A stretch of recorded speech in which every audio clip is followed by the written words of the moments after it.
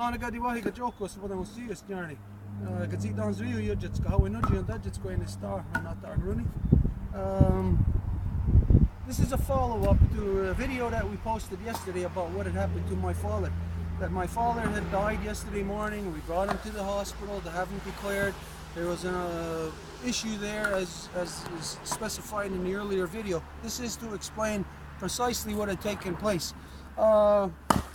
A slight correction on yesterday is that the person that we spoke to was the head nurse. The head nurse came out into the ambulance bay, and he identified to us that he had spoken to the hospital administration, and that the hospital administration had already consulted their lawyers on the legalities surrounding this situation.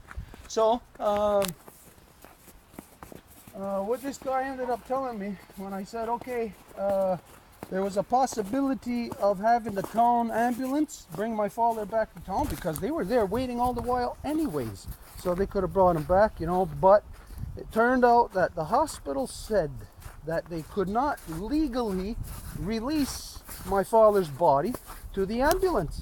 So when the guy told me this is when I asked him, I says, okay, what's gonna happen when we get to that stage and I put my father in a car and I start driving away? That's when he told me, he says, they're gonna call the police.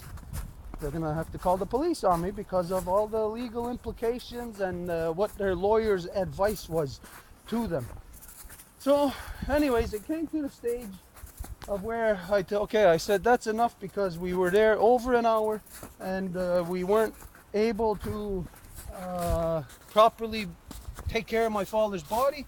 He wasn't able to be home laying here where people can come and see him. So we said we wasted too much time there. Basically said screw you to them, to the system. I told Edith to go get the car and pull up to the highway next to Anna LeBeur's, the ambulance entrance.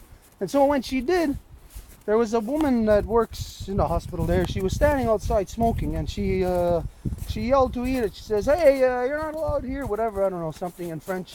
And I seen that she got all mad in a huff, and she started walking back into the hospital really fast. And that's when I knew she was going to get the security, you know, and security cops would have been involved. And that's when I knew, okay, I had to get my father out of there right then and there. So this is what happened. It's crazy.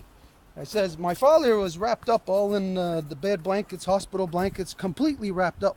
And I says, you know, if I have to walk out of here with my father, people are going to see this on the highway, on the road, us walking out of the hospital with a dead body, and it's going to traumatize people. You know, whoever sees it is going to wonder what the hell is going on there.